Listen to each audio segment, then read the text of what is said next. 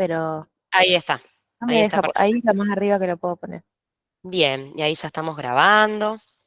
Así que bueno, Bien. vamos a dar comienzo, si bien todavía hay gente que se está conectando. Bueno, les doy la bienvenida. Buenos días a todos. Hoy la charla que nos convoca a Escuela Sales, Estrategias para el Desarrollo de Productos Cárnicos Más Saludables. Le damos la bienvenida y le agradecemos muchísimo a Noelí Cirini. Ella es doctora en Ciencia y Tecnología de los Alimentos de la Facultad de Ingeniería Química de la UNL. Es licenciada en Química, investigadora asistente de CONICET y becaria interna doctoral del CONICET en el Laboratorio de Análisis de Alimentos Rodolfo de la Santina. Tiene numerosas publicaciones en revistas científicas, libros. Noelí, tenés un currículum muy, muy amplio y extenso, Muchas gracias. así que hasta ahí te presento. Y bueno, y hasta hace Bueno, poquito estuviste viviendo también en España. sí, Te sí. tenemos, Ahora te, te tenemos de regreso, justo. sí, les voy a contar un poco qué estuve haciendo también en España a lo largo de Bueno, la presentación. bueno, muchísimas gracias y te dejamos entonces con esta presentación que realmente ha resultado muy interesante. Tenemos gente de todo el país participando, sigo admitiendo participantes, Bueno, así que bueno, vos tranquila, ya es todo tuyo. comenzamos. Bueno, muchas gracias, Milagro, por tu presentación y gracias a todos por esta gran convocatoria. Hoy les voy a contar un poco sobre el desarrollo de productos cárnicos más saludables, cuáles son las tendencias actuales y cuáles son las estrategias eh, que se aplican desde el área científico-tecnológica y desde la industria para innovar sobre estos productos cárnicos. Ustedes, si no me escuchan o hablo muy bajito o no ven, por favor me van diciendo. A ver si lo puedo pasar. Bueno, para comenzar tenemos que hablar un poco sobre la carne como alimento y puntualmente en la actualidad en donde la carne se ve, el consumo de carne actualmente se ve hasta muchas veces cuestionado. Entonces vamos a ver un poco cuáles son las propiedades nutricionales de la carne. Destacar primero que la carne es una fuente primaria de nutrición de alta calidad. ¿Y por qué decimos esto? Principalmente por las proteínas que contiene la carne, que son proteínas de alto valor biológico, porque esas proteínas están formadas por aminoácidos que son esenciales y que son clave para el desarrollo de la nutrición humana y también para la reposición, ¿no?, de nuestro cuerpo. También tiene vitaminas y las más importantes son las vitaminas del complejo B, actualmente la vitamina B12, que se encuentra prácticamente restringida en alimentos de origen vegetal. eh, También hay que aclarar que los humanos tenemos una dependencia dietaria de la vitamina B12 y no la podemos producir, la tenemos que ir a buscar a nuestra dieta y por eso es tan importante el consumo de carnes. Obviamente que una dieta vegetariana también puede ser muy saludable, pero sí o sí van a necesitar siempre suplementar de manera externa con esta vitamina B12 que es tan importante. La carne también es fuente de minerales y el que más podemos destacar es el hierro. La carne contiene hierro hemínico, que es ese hierro que está directamente unido a la hemoglobina y es el mejor hierro que podemos absorber o el que es más biodisponible para nosotros los humanos. También contiene otros minerales de importancia, como puede ser el zinc y el selenio. Y además la carne contiene diferentes compuestos bioactivos que también son clave para el desarrollo cognitivo. Esto es de una manera muy rápida eh, para explicarles un poco sobre las propiedades nutricionales de la carne. Sin embargo, ya desde hace un tiempo hasta esta parte, fíjense, hace casi ya 10 años, que comenzaron a aparecer publicaciones científicas en revistas de alto impacto, como son la revista de Lancet, en donde un grupo de investigadores que pertenecen a la asociación IARC, que es el Centro Internacional de Investigación contra el Cáncer, comenzaron a realizar publicaciones señalando que el consumo de carne podría producir cáncer, o que la carne era cancerígena para los humanos. En este artículo, en el primero, en el del 2015, indicaron que la carne roja era potencialmente cancerígena, haciendo principalmente foco en el cáncer colorectal, y que los productos cárnicos procesados eran cancerígenos. Años más tarde, en el 2019, la misma revista recomienda una dieta de referencia planetaria que se basa únicamente en el consumo de plantas o con un consumo muy bajo de carne roja. Recomendaban entre 14, más o menos 14 gramos diarios de carne. Piensen que por ejemplo, 3 fetas de un embutido rondan entre 30 y 40 gramos. O sea que 14 gramos diarios son realmente una cantidad muy pequeña. Obviamente que estas publicaciones tuvieron un impacto importante y la comunidad científica comenzó a responderlas, empezaron a alzar la voz y a cuestionar eh, esta clasificación de la carne, que es en donde se la clasificaba como un posible cancerígeno. Especialmente, por ejemplo, en el mismo año en donde se publicó la- la- el paper en donde se clasificaba la carne como un cancerígeno, se publicaron cartas específicamente al editor de la revista, eh, aludiendo que este podría ser un enfoque totalmente erróneo, pensando qué va a pasar con la nutrición humana si se recomienda dejar de comer carne, ¿no? Por ejemplo, fíjense estos artículos lo que indican. Se cuestionan si realmente es positivo o negativo dejar de consumir carne. Fíjense en el artículo del año 2020, los investigadores Leroy y Kovnas dicen que es totalmente improbable que esta clasificación sea cierta a la luz de nuestra evolución como humanos, en donde siempre hemos consumido carne, y además citan que estos artículos no tienen una solidez científica porque, por ejemplo, se basaban en comunidades, como puede ser poblaciones de Estados Unidos, en donde no podían separar el estilo de vida de la dieta que llevaban. Así que bueno, lo que les quiero, mi mensaje, lo que les quiero decir, lo que les quiero con lo que se queden, es que tanto la producción como el consumo de carne históricamente fueron debatidos de una manera bastante compleja y controversial. ¿Y cuál es nuestra labor como investigadores, tanto la industria cárnica o el sector científico-tecnológico?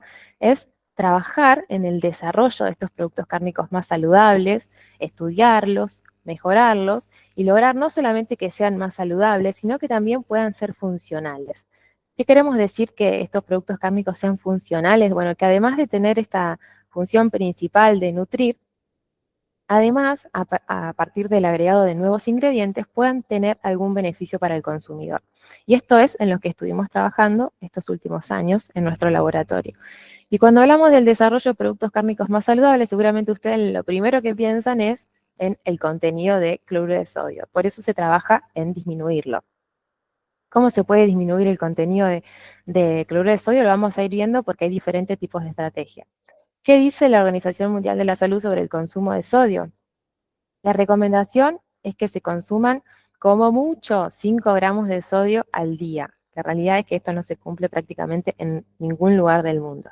En Europa rondan entre 8 y 12 gramos de sodio por día, y en Asia superan ampliamente los 12 gramos de sodio por día. Entonces, hay un objetivo global para el año 2025, que es lograr la reducción del contenido de sodio como mínimo un 30%. ¿Para qué? Para que la población se vaya acostumbrando poco a poco a un sabor menos salado y pueden ir incorporando menos sodio a lo largo del tiempo. Y acá entran los productos cárnicos en un lugar muy puntual, muy clave, porque se dice que el 20% de la ingesta del sodio proviene de los productos cárnicos. Entonces también para las personas que nos dedicamos al desarrollo de estos nuevos productos, es muy clave que le prestemos atención a esto. Fíjense, en la etiqueta de la izquierda, esto es un rótulo de un embutido de acá de la zona de Santa Fe. Y fíjense que lo aclara muy bien, que la cantidad de sodio de miligramos que tienen 3 fetas también ya cumplen con el 20% de la dosis diaria recomendada. Pero cuando hablamos de que el 20% de la ingesta de sodio proviene de los productos cárnicos, no solamente tiene que ver con el cloruro de sodio que se le agrega, sino que también hay una serie de aditivos que se usan en la industria cárnica que tienen sodio. Entonces hay que tener en cuenta esto y revisar un poco también el uso de diferentes aditivos que van a sumar a el contenido de sodio. Por ejemplo, el tripolifosfato de sodio, que es un aditivo que se usa muchísimo en los productos cárnicos cocidos para retener agua, también aporta importantes cantidades de sodio. Los nitritos, los nitratos de sodio, que se usan muchísimo en la industria cárnica, que son los principales conservantes, principalmente de productos cárnicos curados, o el glutamato, que es un resaltador del sabor. Todos estos aditivos van a ir adicionando sodio. Bueno, ¿y cuál es el rol del sodio en los productos cárnicos? Cuando hablamos de disminuir el sodio, tenemos que saber que no es un camino directo, que vamos a ponerle menos sodio y ya. No, ¿por qué? ¿Por qué no es directo? Porque el sodio tiene muchos roles en un producto cárnico, no solamente el del sabor salado. Es clave para la textura porque logra disolver estas proteínas cárnicas miofibrilares y ayuda a que al final tenga, por ejemplo, en un embutido crudo curado, que tenga la textura al corte, que se forme esa textura de gel. Obviamente que también es clave en la inocuidad porque ayuda a disminuir la actividad de agua e inhibe el crecimiento de microorganismos, extendiendo así la vida útil de estos productos cárnicos. Y en cuanto al flavor, ya sabemos que el sodio es un gran resaltador de sabores y además no solo eso, sino que remueve también los malos olores e inhibe los sabores amargos y astringentes. En Argentina en la actualidad no se venden mucho productos cárnicos en donde se resalte que tienen menos contenido de sodio, pero en otros países en donde por ahí ya están un poquito más avanzados en la producción de productos cárnicos, sí que se ven y se ven prácticamente mucho más que los convencionales. Acá les muestro, bueno, no sé si lo ven por el cartelito, El Pozo es una marca de embutidos españoles muy famoso, en donde ya venden productos que contienen hasta un 25% menos de sal. Y estamos hablando de un jamón curado, que es un producto estrella de España. O sea que el producto más tradicional de España ya se está vendiendo con un 25% menos de sodio y les aseguro que sigue siendo igualmente muy rico. Bueno, ¿cuáles son las estrategias para producir productos cárnicos que tengan menos sodio? Bueno, como les dije, como es tan complejo, no hay una sola vía de hacerlo, sino que se van sumando diferentes estrategias.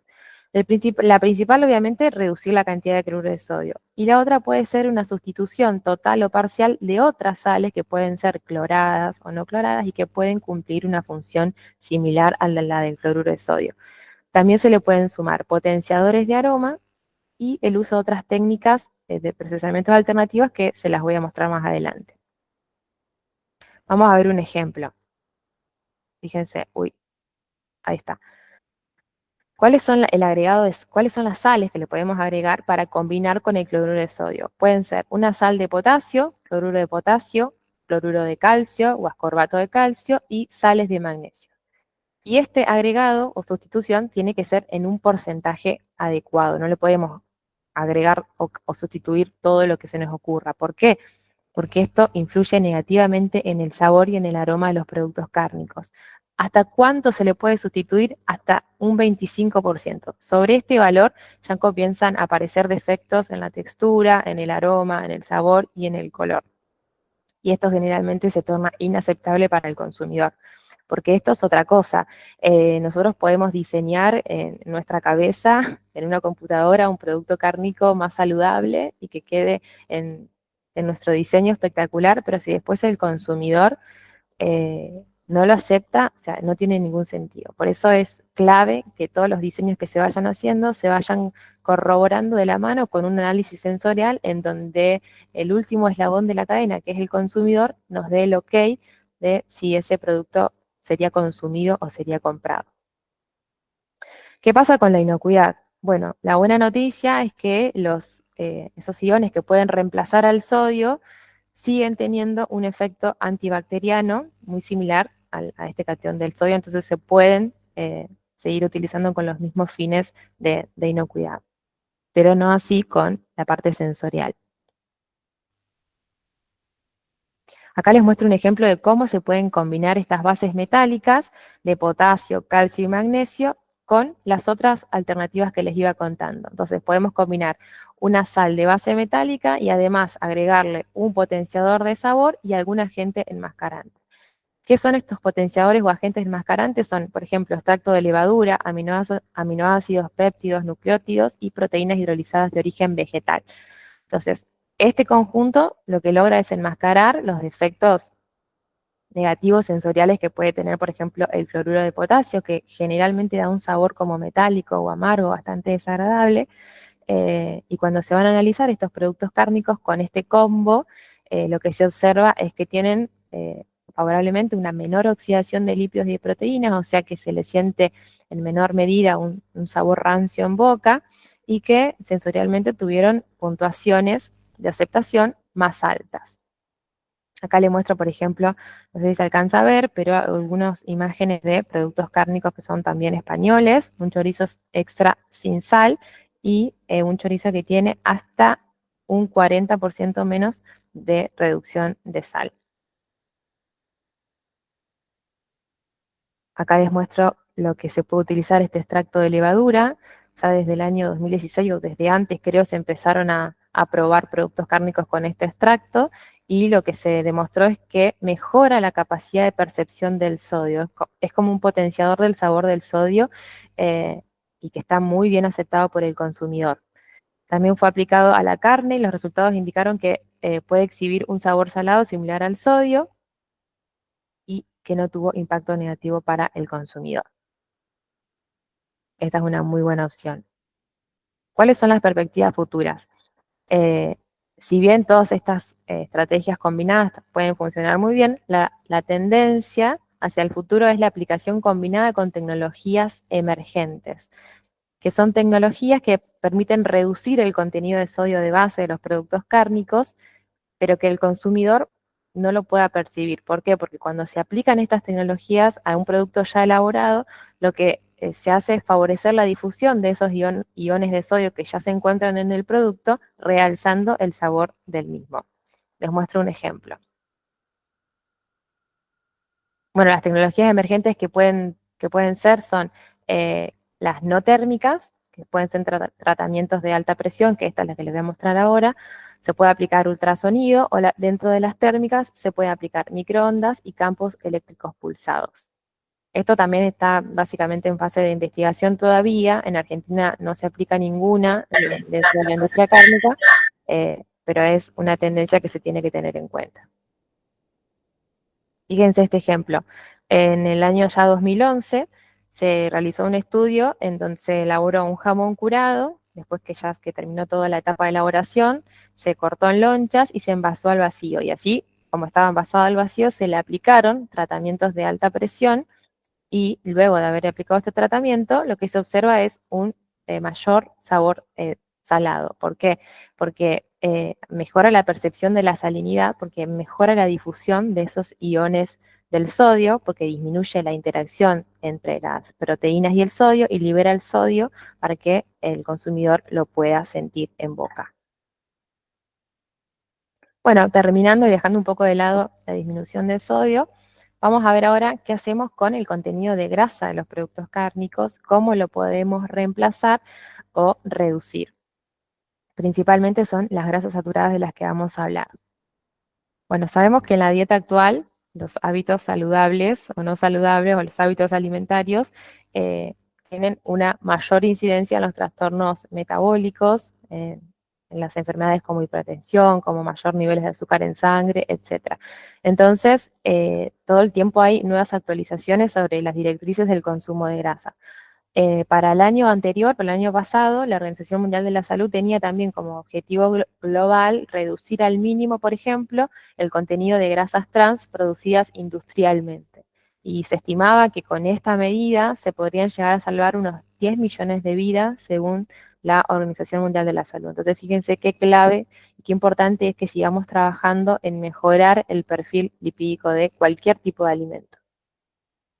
¿Qué pasa con los productos cárnicos? Bueno, lo que tenemos que trabajar con los productos cárnicos es mejorar ese perfil lipídico, porque básicamente tienen muchísimos ácidos saturados, y según las recomendaciones de la Organización Mundial de la Salud, lo que se pide es reducir el porcentaje de sodio, perdón, de grasa, que no alcance, o sea, que sea menor del 10%, y lograr sustituir los ácidos grasos saturados por ácidos grasos monoinsaturados y poliinsaturados.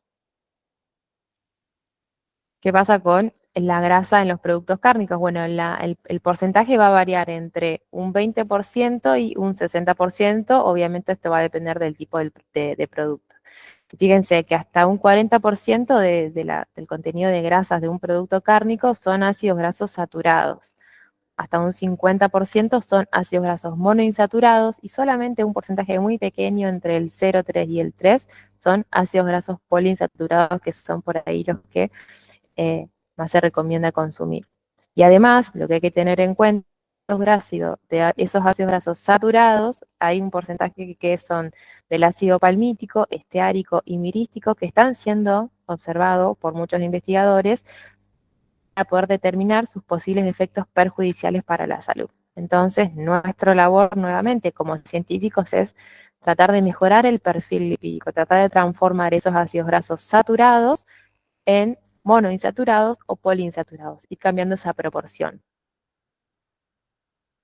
¿Cómo se logra esto? Bueno, se logra trabajando en emulsiones gelificadas. Es como que se desarrolla un nuevo tipo de grasa, que en realidad es una emulsión, agregados de componentes que sean saludables. ¿Qué tiene de benéfico esto? Es que tienen propiedades mecánicas que son muy similares a las de una grasa sólida. Y estos ingredientes suelen ser aparte ingredientes funcionales, como minerales, vitaminas, compuestos fenólicos, fibras, inulina, que es muy importante también porque los productos cárnicos muchas veces carecen de fibra. Entonces se arman, ahora les voy a mostrar un ejemplo, como sustitutos de grasa en alimentos que tienen una importante proporción de grasa, como son los productos cárnicos. Acá les muestro un ejemplo. Fíjense, donde dice emulsión OW, que significa una emulsión aceite en agua gelificada, fíjense cómo se arma. Se agrega, por ejemplo, un 38% de un aceite, que puede ser vegetal o aceite de pescado, y se emulsiona con WPI o caseinato y también se le agrega una gelatina. Entonces esto se termina formando como un sólido que tiene propiedades mecánicas muy parecidas a una grasa saturada, y esto se utiliza, por ejemplo, para hacer un paté. Son muchísimas las combinaciones que se están estudiando y que tienen resultados muy positivos. Entonces, de esta manera podemos incorporar componentes benéficos con un perfil lipídico mucho más saludable a un producto cárnico que generalmente contiene, como dije anteriormente, ácidos grasos saturados. Esto se usa muchísimo en productos cárnicos cocidos también. Acá les muestro también otro artículo que se publicó con un grupo de investigadores con el que estuve trabajando. En este yo no participé, es un trabajo de ellos, que se encuentran en Alicante, España. Es el grupo que se denomina IPOA, que básicamente estudia productos cárnicos y productos de origen animal, y ellos desarrollaron estos geles mezclando harinas de pseudo cereales, como puede ser harina de amaranto, trigo sarraceno, quinoa, y lo mezclaron con aceites vegetales y fueron probando diferentes combinaciones y lograron emulsiones con una característica de gel que funcionarían muy bien para combinarlas con productos cárnicos. La inulina también es clave porque tiene dos funciones. Bueno, la inulina, por si no saben lo que es un fructo oligosacárido, que se considera fibra porque no es digerible por nuestro organismo y que puede cumplir dos funciones en un producto cárnico. Puede ser un gelificante, porque tiene la propiedad de gelificar, pero además puede ser un prebiótico. ¿Qué es un prebiótico? Es un sustrato que puede funcionar muy bien como alimento de probióticos, que son las bacterias benéficas para los intestinos humanos. O sea, probiótico es un microorganismo que cuando se adiciona en dosis adecuadas, produce beneficios para el consumidor. Y un prebiótico es ese sustrato que le podemos dar al probiótico para favorecer su crecimiento.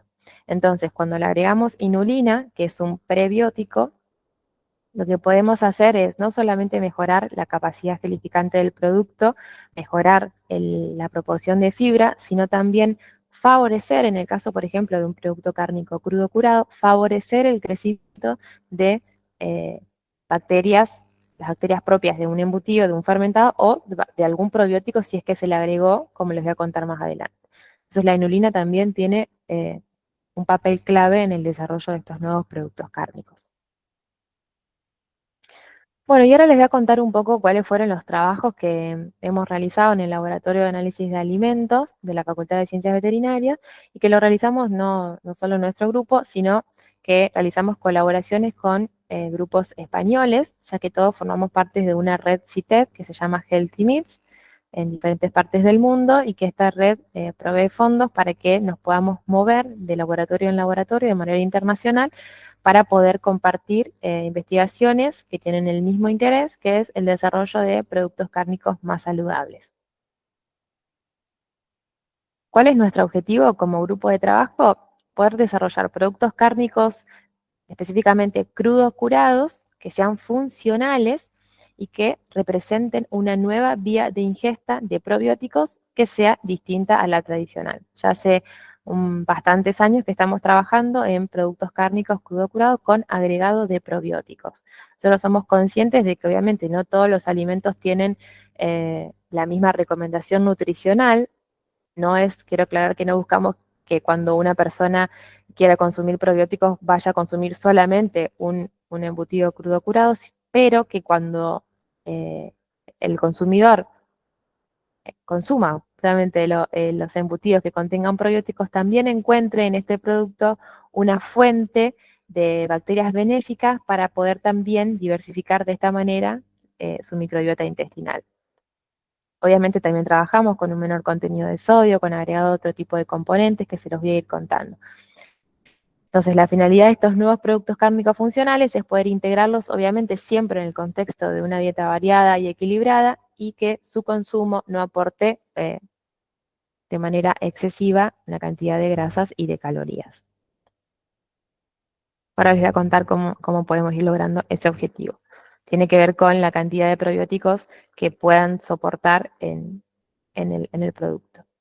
Bueno, en el año 2019 estuve trabajando en Alicante, en España, en el desarrollo a escala piloto de un producto que se denomina longaniza de Pascua, que es un producto muy típico de la Comunidad Valenciana. En esa oportunidad, lo que hicimos fue intervenir la formulación tradicional a partir del agregado de un potencial prebiótico. Recuerden que este prebiótico era el sustrato para favorecer el crecimiento de los probióticos, que en este caso fue harina de castaña, y además le agregamos un probiótico comercial en el que habíamos estado trabajando años anteriores. Lo aislamos de un producto comercial que se puede conseguir en farmacia, que obviamente tiene todas las cuestiones sanitarias aprobadas, que fue el Lactibacillus plantarum. Le hicimos muchísimos estudios previos para poder comprobar que este probiótico era capaz de soportar las condiciones de una matriz cárnica crudo curada. Hicimos una selección y nos quedamos con el Lactibacillus plantarum. ¿Y por qué elegimos harina de castaña? Que no es la típica castaña de cajú que conocemos, sino que es otra que viene del árbol, el castaño, que es un árbol estacional de los países mediterráneos que produce frutos secos comestibles. Es muy fácil encontrar estos árboles cuando uno va caminando por esta zona, las castañas se caen al piso, entonces es una fuente muy económica de componentes bioactivos que se han demostrado. Esta harina de castaña tiene muchísimos polifenoles que pueden ser muy beneficiosos para nuestra salud. Entonces, lo que hicimos fue 4 tratamientos diferentes. El primer tratamiento, a la longaniza de Pascua, solamente le agregamos harina de castaña. En el segundo hicimos una combinación, le agregamos la harina de castaña y los probióticos, pensando en el desarrollo de una longaniza que sea simbiótica. O sea, no solamente le pusimos la bacteria benéfica, sino que también le agregamos la harina de castaña, que es un potencial prebiótico que iba a favorecer el crecimiento y la supervivencia de ese probiótico dentro del embutido. A esto le llamamos un producto cárnico simbiótico. Por otro lado, solamente probamos la longaniza de Pascua con el probiótico solo. Y por último, obviamente, siempre necesario, evaluamos un control que da la longaniza de Pascua típica con su formulación tradicional. La embutimos en una tripa natural de cordero de 18 milímetros, que esta es la particularidad de este producto, que tiene un calibre muy, muy pequeño. Lo dejamos en un secadero 5 días, fíjense, solamente 5 días, porque al ser tan pequeño se seca rapidísimo, y luego ya consideramos esta longaniza lista para consumir. Una vez que estuvo lista para consumir, se envasó al vacío y se hizo como un estudio de qué sucedería cuando el producto estuviera en la góndola, a ver cuánto soportaba este probiótico en este producto. ¿Qué fue lo que encontramos? Durante la etapa de secado evaluamos el pH a ver cómo iba avanzando y vimos que cuando tenía harina de castaña el pH iba disminuyendo. O sea que efectivamente este alimento, esta harina de castaña, podía ser aprovechada por las bacterias probióticas que generaban así, además, más ácido láctico. Además, dentro de sus componentes, la harina de castaña tiene ciertos ácidos orgánicos que también podían favorecer a la disminución del pH. Y otro hallazgo muy importante que encontramos en esta longaniza de Pascua fue que cuando estaba presente disminuían los nitritos residuales. Como dije anteriormente, tanto los nitritos como los nitratos se agregan como un conservante clave importante para evitar el crecimiento del Clostridium botulinum en los embutidos y además favorece a la formación de color y evita la oxidación. Entonces, obviamente esta formulación tuvo el agregado de nitrito siempre cumpliendo con la legislación vigente, que en este caso es la legislación española. Eh, Cuando uno le agrega nitrito de sodio y nitrato a un producto cárnico, enseguida el nitrito se reduce a óxido nítrico y empieza a interactuar con la carne, ¿no? Y también a formar parte de esas reacciones de color. El nitrito residual es ese nitrito que no se ha combinado con la carne y que queda disponible para entrar en juego con alguna posible reacción en el cuerpo que no sea beneficiosa, que eso también está en estudio. Entonces, el hecho de que el agregado de esta harina de castaña interactúe con esos nitritos residuales y reduzcan ese contenido al final en el producto cárnico es muy beneficioso porque, fíjense, en un producto cárnico convencional, y también coincidió con esta longaniza de Pascua, cuando no estaba la harina de castaña, el nitrito residual rondaba entre 11 y 12%, ese nitrito que no interactuó con la carne. Pero cuando estaba la harina de castaña, el nitrito residual fue mucho menor, entre 2 y 3%. ¿Por qué? Porque los polifenoles que estaban en esa harina de castaña que les conté antes interactúan con los nitritos y evitan que estén disponibles para cualquier otra reacción en el cuerpo. Así que ese fue un hallazgo muy favorecedor para nosotros. ¿Qué pasó con el análisis sensorial de esta longaniza de Pascua? Bueno, afortunadamente fue muy bien aceptada, la evaluaron 47 consumidores de Alicante y le dieron el ok, la verdad que estaban muy buenas, no se les sentía para nada, ni la acidez del probiótico, ni el agregado de la harina de castaña, así que eso fue un punto a favor. Y bueno, ¿qué concluimos al final? Que es lo más importante, ¿no? Bueno, todo fue bueno. Nos encontramos con algo, con un resultado que no era el que esperábamos, porque al día 43, simulando las condiciones, por ejemplo, de la longaniza en un supermercado, y cuando fuimos a hacer un recuento para ver y estudiar cómo era la viabilidad de ese probiótico al día 43, porque recuerden que estos embutidos crudo curados tienen una viabilidad, una vida útil bastante larga. Entonces fuimos hasta el día 43 a ver qué pasaba con ese probiótico y nos encontramos que las dosis ya estaban muy por abajo. ¿Qué pasaba? Que como era de un calibre tan finito, la actividad de agua disminuía muy rápido y esas eran condiciones muy adversas para el probiótico y moría muy pronto. Al día 43 las cargas eran muy, muy menores para lo que se quiere o perfila para un alimento probiótico. Lo que queremos es un alimento probiótico que la dosis esté siempre por encima de 6, de 7, que tenga hasta 9 logaritmos para que represente un beneficio real de la salud del consumidor. Y lo que vimos es que, si bien le habíamos inoculado más de 8 logaritmos cuando hicimos la producción de las longanizas, después de 43 días quedaban entre 3 y 5 logaritmos, porque también fuimos probando diferentes temperaturas de conservación, pero independientemente de que si eran refrigeradas o no, el probiótico se moría igual. ¿Qué significa que tenga solamente 3 o 5 logaritmos después de 43 días? Que para que el consumidor obtenga un beneficio al consumir estas longanizas, se tenía que comer más de 2,5 kilos. O sea, obviamente esto no es viable. Eh, y a partir de estos resultados nos planteamos, bueno, ¿cómo podemos hacer para que el probiótico se mantenga más vivo en nuestros productos cárnicos? Y así fue cuando planteamos nuestro segundo ensayo en el año 2022, que lo hicimos en Argentina y esta vez lo hicimos a escala industrial. Lo pudimos realizar gracias a una empresa de productos cárnicos de la localidad de Esperanza, y en esta oportunidad lo que hicimos, no probamos la harina de castaña, porque además es un producto regional de Alicante, sino que simplemente probamos el mismo probiótico, pero en otro producto. Y dijimos, bueno, ¿qué podríamos hacer para mejorar la viabilidad del probiótico? Lo que decidimos fue encapsularlo. Fíjense esta imagen que está a la derecha, esas capsulitas que parecen como pasitas de uva, bueno, esos son cápsulas que las logramos hacer en un secadero spray. Se genera un material de pared cuando LBPI y maltodextrina, ahí adentro están las bacterias. Y lo que quisimos estudiar es si a partir de encapsularlas e incorporarlas en la carne, este probiótico lograba tener una mejor viabilidad que si poníamos el cultivo fresco sin ningún tipo de encapsulación. En esta oportunidad hicimos un salamín criollo que tiene notablemente un diámetro mucho mayor que la longaniza de Pascua que les contaba anteriormente. Entonces probamos eso, el probiótico libre, como un cultivo fresco, y el probiótico encapsulado. Y obviamente siempre el control, que era la formulación típica del salamín criollo de esta empresa. Y esta vez nos encontramos con resultados un poco más favorables en cuanto a la viabilidad.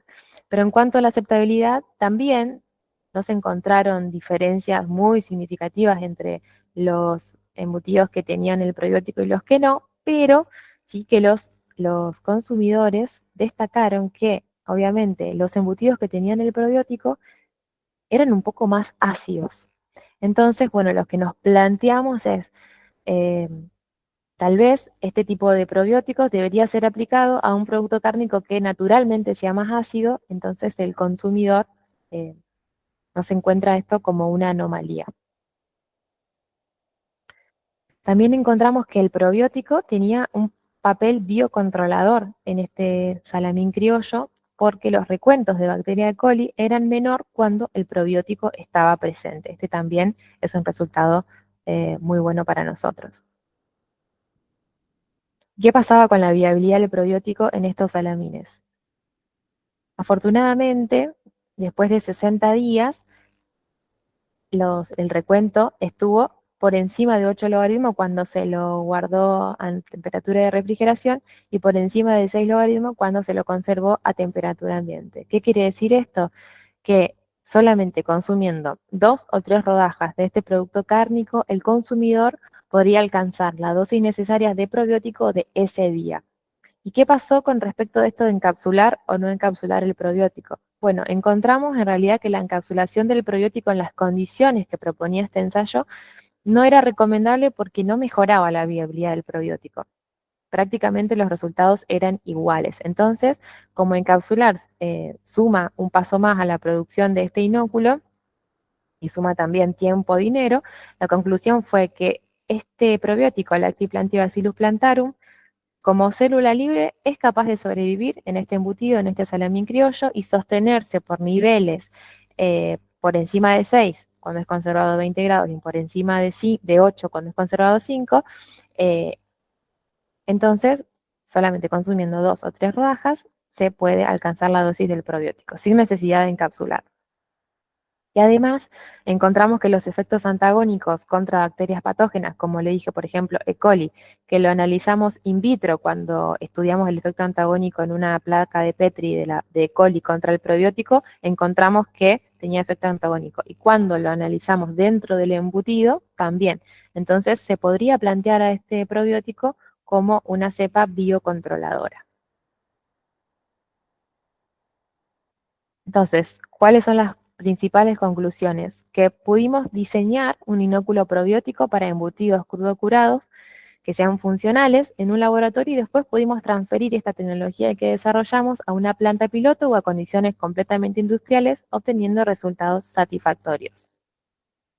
Los salamines criollos que realizamos en Argentina representan un mejor vehículo para este probiótico, Lactibacillus plantarum, que la longaniza de Pascua. ¿Y esto porque la principal causa es el calibre de los embutidos? Como el salamín criollo tenía un mayor calibre, la actividad de agua no disminuía tan rápido y representaba eh, un mejor medio para la supervivencia de este probiótico. En cambio, la longaniza de Pascua, al ser tan finita, es casi como un stick de carne, se secaba muy rápido, disminuía abruptamente la cantidad de agua en poco tiempo y eso resultaba adverso para la viabilidad del microorganismo. Y por último, la incorporación de harina de castaña en productos cárnicos resulta innovadora y se podría considerar como un componente funcional porque disminuye el contenido residual de los nitritos y además mejoraba, cuando estaba presente, la viabilidad del probiótico. Y ahora ya llegando al final, para no aburrirlos, les cuento los que estuvimos haciendo este último año en el norte de España. Ya nos pasamos de Alicante hacia el norte, hacia la comunidad de Galicia, donde están los reales gallegos. Estuvimos trabajando en un proyecto que estuvo financiado por la Unión Europea, en donde lo que se hace es tratar de aprovechar todos los coproductos de la agroindustria, por ejemplo, pieles de frutas, de verduras, se le suelen realizar extracciones de los componentes benéficos que pueden tener todos esos residuos y aplicarlos a productos cárnicos como un aditivo natural. Por eso se llama eco-biofan. Tecnologías eco-innovadoras para la extracción de nutrientes y compuestos bioactivos de coproductos agroalimentarios y desarrollo de alimentos funcionales. Ese es el nombre formal. Eh, la verdad que el proyecto está muy bueno porque en realidad no solamente que se aprovecha el desecho de la agroindustria, sino que también se apunta al desarrollo de productos cárnicos que tengan etiquetas limpias, que quiere decir que tengan aditivos de fuentes naturales. Y en eso es en lo que estamos trabajando. Le muestro un ejemplo. No, no puedo contar todo porque hay algunas cositas que se están cocinando todavía, pero les cuento lo que hicimos el año pasado. Perdón, ahí. Trabajamos en el desarrollo de hamburguesas con aditivos que son antioxidantes de origen natural. Puntualmente, por ejemplo, trabajé con cáscara de kiwi, que ustedes dirán kiwi, un fruto tan caro. Bueno, no, en esa zona el kiwi está por todos lados, no representa una fruta tan costosa como es acá. Hay plantaciones de kiwi, uno los ve caminando por la calle. Entonces, recibíamos pieles de kiwi de, por ejemplo, empresas que hacían helados, yogures o ensaladas de fruta, las perfilábamos bien, la prolijábamos, se secaba esa piel y se molía hasta un polvo. A partir de ese polvo de piel de kiwi, se le hacía una extracción con ultrasonido. Ese equipo que ven, que tiene como una cajita abajo con hielo, es un ultrasonido. Entonces se mezclaba esta piel de kiwi con etanol y agua y se realizaba una extracción de esos componentes benéficos que son polifenoles que están en la piel de kiwi y se obtiene un extracto de piel de kiwi. Ese extracto se estudió y se encontró que tiene propiedades antioxidantes, se lo encapsuló en un secadero spray, así como habíamos encapsulado los probióticos, ahora encapsulamos este extracto de piel de kiwi, y así eso fue lo que se le agregó a la masa cárnica para realizar las hamburguesas. Y efectivamente encontramos que cuando estaba presente este extracto, eh, las hamburguesas se oxidaban menos, o sea, efectivamente tiene un poder antioxidante. Obviamente se le hace un estudio de pH, color, TBARS, que es el típico ensayo que se hace para evaluar la oxidación lipídica, se evaluó también la oxidación proteica y se hace un análisis microbiano. Puntualmente no encontramos que este extracto de kiwi tenga un poder antimicrobiano, pero bueno, será cuestión de ajustar la concentración porque en la bibliografía sí que se indica que tiene un efecto antimicrobiano, pero bueno, esto está todavía en estudio. Pero bueno, para mostrarles un poco en lo que se está trabajando y cómo se pueden aprovechar desechos de una industria para transformarlos en aditivos de origen natural y poder lograr productos cárnicos o alimentos con etiquetas limpias, libres de aditivos químicos. Y bueno, eso fue todo por hoy. Muchas gracias y ahora, bueno, escucho sus preguntas o alguna consulta que me quieran hacer. Espero que sea Noelí, entendido. muchas gracias, excelente, la verdad, súper interesante, novedoso. Bueno, También me alegro. estuvo en el mes de la concientización de los residuos y la utilización de residuos, así que nos vino bien Bueno, me alegro, me alegro. justo esta última parte. Y bueno, hay algunas consultas en el chat, a ver si las llevo a leer, pero realmente muy, muy interesante. Bueno, me Em, alegro. ¿De dónde se obtiene la inulina? Consultan. Sí, ahí está en una ya dejé de compartir, pero de raíces, por ejemplo, de achicoria, son fuentes vegetales. Ahí creo que mostraba también espárragos, de diferentes fuentes. Bien. Se puede comprar así, de manera comercial. Bárbaro. Verónica consultaba si el embutido del que estabas hablando, no sé cuál era, era E. coli positivo. En realidad lo que hicimos fue, ese análisis se hizo durante el secado. No es que ya estaba listo para ser consumido, porque siempre cuando elaboramos un producto cárnico crudo curado, mientras el producto está en el secadero, nosotros vamos tomando muestras, obviamente ahí sí que es E. coli positiva, porque todavía se Ujú. están sumando las barreras para que E. coli vaya muriendo, digamos, pero lo que íbamos monitoreando en ese proceso es que cuando estaba el probiótico, E. coli bajaba muchísimo respecto a que cuando estaba, obviamente cuando salía al mercado ya estaba E. coli negativo, pero monitoreamos qué pasaba en el durante. Bien. Después dicen qué buenas experiencias, muy interesantes, sobre todo en estos tiempos en que estos productos están muy cuestionados. Sí, sí. En las experiencias de ustedes, las grasas o en realidad, por ejemplo, la hamburguesa, ¿tenía reducción de grasas también o era solo la cuestión de los antioxidantes? Eso No, lo pregunto. sí, puntualmente evaluamos el antioxidante porque vamos evaluando de una cosa a la vez, en realidad. Bien, Y una vez que ya lo tenemos optimizado, podemos empezar a tratar de mejorar otras variables. Pero no lo hacemos todo junto porque si no, no sabemos eh, con qué resultados nos vamos quedando primero. Pero puntualmente lo que queríamos evaluar era el poder antioxidante del extracto de la piel de kiwi con una receta de una hamburguesa que ellos ya tienen. Cuando fui a trabajar a Galicia, no, perdón, no sé si lo dije, fui al Centro Tecnológico de la Carne, en donde tienen una planta piloto enorme y hacen muchísimos trabajos de investigación. No solamente ellos como investigadores, sino que reciben todo el tiempo muestras de carnes y trabajan con productores de carnes a la par. Eh, entonces están muy acostumbrados todo el tiempo a hacer diferentes productos cárnicos y bueno, ya tenían como la receta de la hamburguesa. bien, perfecto. Y bueno, no, gracias, muy interesante. No, no hay muchas más consultas. Realmente por ahí es un tema novedoso para la mayoría.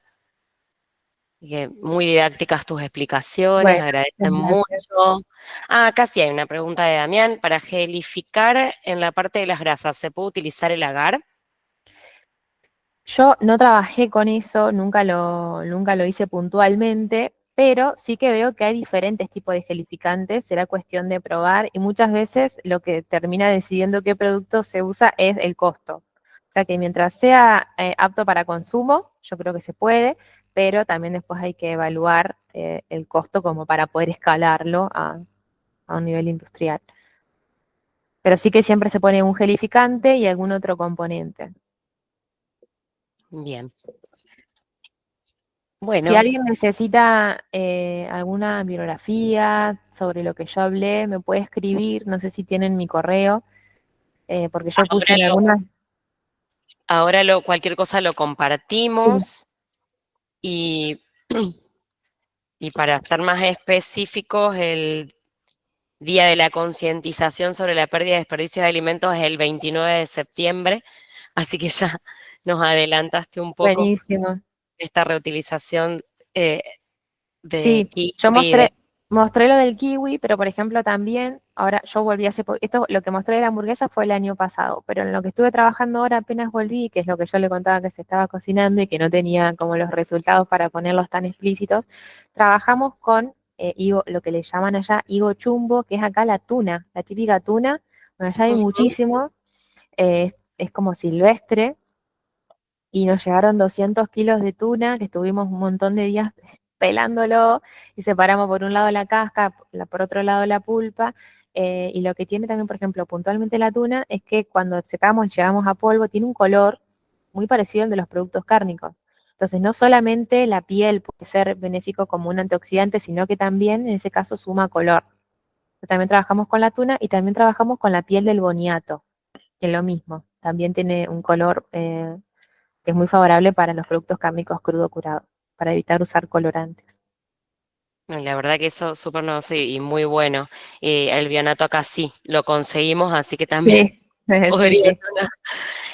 Y con respecto, me preguntan por tu correo, bueno, ya se los vamos a compartir, te quieren hacer algunas consultas particulares, así que Buenísimo. ya vas a recibir consultas. Y Sí, yo bueno, les puedo compartir bibliografía o lo que necesiten, porque yo puse en algunas diapositivas, bueno, los papers o capítulos de libros que se los puedo facilitar si lo llegan a necesitar. bien, bueno, Noelí, te agradecemos un montón la charla, tu tiempo. No, por eh, favor, un placer. Y me interesa ponerme en contacto, dice Saja, por privado también para algunas consultas específicas. Bueno, Bueno, después le vamos a compartir los datos. Pueden enviar un correo a capacitacionasal@santafe.gov.ar y si no, lo vamos a compartir en la presentación de Noelí, lo agregamos. Después bueno. seguramente vos nos podés compartir la presentación, Sí, sí, sí, les armo un PDF. PDF. Sí. exactamente, Y la le puedo cargamos. agregar una de bibliografía, una Bueno, diapositiva de bibliografía si tienen de dónde sacarla. bueno, todos dicen que es un placer escucharte. Felicitaciones a todo el equipo. Bueno, muchas Nos gracias. felicitan a nosotros, en realidad. Nosotros solamente compartimos la presentación de Noeli. Bueno, muchísimas gracias. Y recuerden que queda grabada la presentación, así que en la página de ASAL, ingresando a Escuela SAL, la pueden también visualizar en la parte de pestañas de videos. Videos de escuela. No la vamos a cargar ya, téngannos paciencia porque después nos reclaman, pero va a estar cargada y va a estar compartida. Bueno, muchísimas gracias. Bueno, gracias a todos por su tiempo, por escucharme y bueno, cualquier duda que tengan ya saben que me pueden escribir. Bueno, muchas gracias. Los Bueno, saludamos de a todos. nada. El Saludos. certificado, el certificado va a estar disponible también dentro de unos minutitos cuando finaliza la charla. También lo pueden descargar ahí en la misma pestaña donde realizaron la inscripción. Hasta luego.